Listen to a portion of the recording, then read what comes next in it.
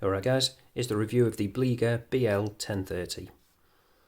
You might recognise the shape of this because it is actually an homage of the Patek Philippe Nautilus. And also, straight away you're probably going to notice there's no branding on the dial. That's because I went with the sterile dial version. They do actually have the branded Bliger version and the sterile version. And they also have a few colour options as well. I'll show you that now quickly. And I'll also leave a link down in the description as well. So if you do want to pick one up, please consider using that affiliate link. It does help support the channel.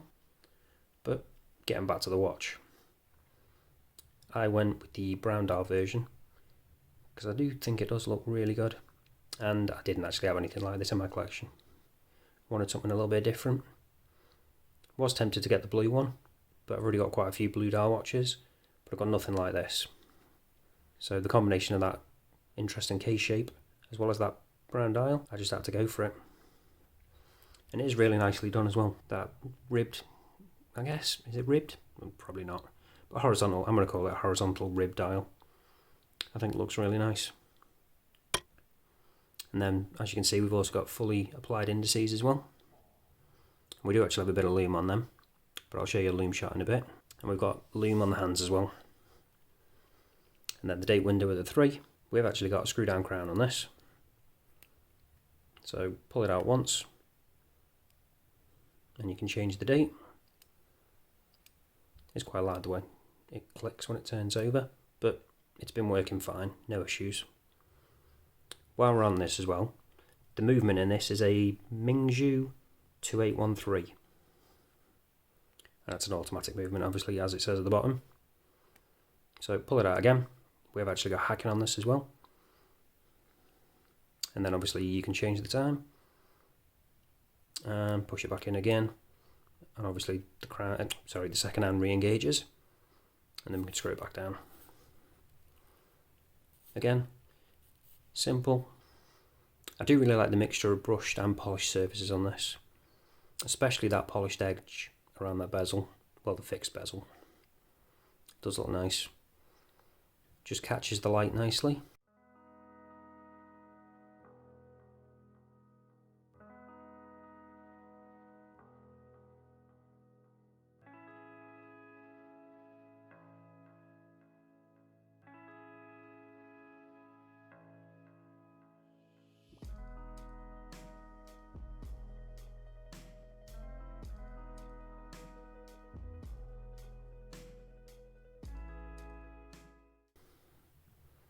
And it does contrast nicely with that vertical brushing. And the same thing kind of carries on with the bracelet as well. We've got those centre polished links. We've actually got a little bit of detail on the edge as well, which does look nice. Nice polished edge. And then the rest of it being brushed. We've got quite a nice taper on that as well. So while we're on it, I'll quickly show you as well. So obviously with this being a Nautilus homage, it is a fixed bracelet, so you can't change it out. Or it's not easy to change it out, should I say. There probably are some out there you can change it with. So it starts out as 26mm, but then it tapers right down to about 16.5. So quite a severe taper really. But it does look good. While we're on the measurements, I might as well do the rest. So we've actually got a thickness of 10.5. Now this one's going to be a little bit awkward to do. So we've got a diameter of 40. But then if we do the actual width, because we've got these protruding crown guards, I guess, but I don't know what you'd call the other side. Again, there's probably a proper name for it, but I don't know what it is. So anyway, the thickness of that, we've got about 42. And then we've got a lug to lug of 44.2. So really compact dimensions on this one. With it being slightly wider than the actual diameter, it isn't too big a deal because it's not going vertically on your wrist, so it's not going to be overhanging.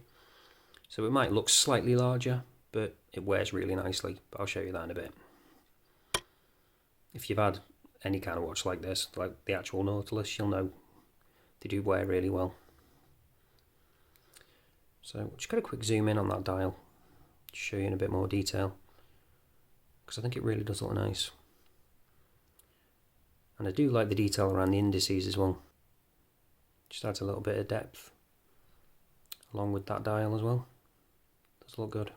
So I'll quickly show you the clasp on this as well, because it is actually a little bit different to a lot of clasps I've encountered. So we've got a little fold over there, which pulls out, and then you can pull this out. It's a little bit stiff because I've not worn it too much yet. And then we've got butterfly style clasp, but it's a bit different to a lot of butterfly ones I've had before, as I don't know, it's a little bit more awkward because it doesn't have the pushes to be able to open it, but I guess it's more secure for that, and it probably will loosen up a bit as well if I wear it a bit more, but just thought I'd point that out. So let's quickly test if we've got sapphire crystal on this, using the trusty diamond selector 2. So as you can see, yep, we have got sapphire crystal, which is always nice.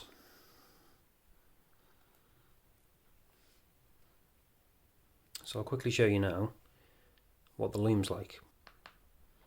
So as you can see, got a little bit there already, but we'll charge it up, give it a chance.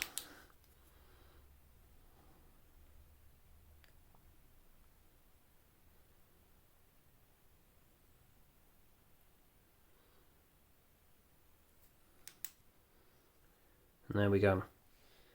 It's got a little bit of lume, nothing brilliant. Doesn't actually last all that long either.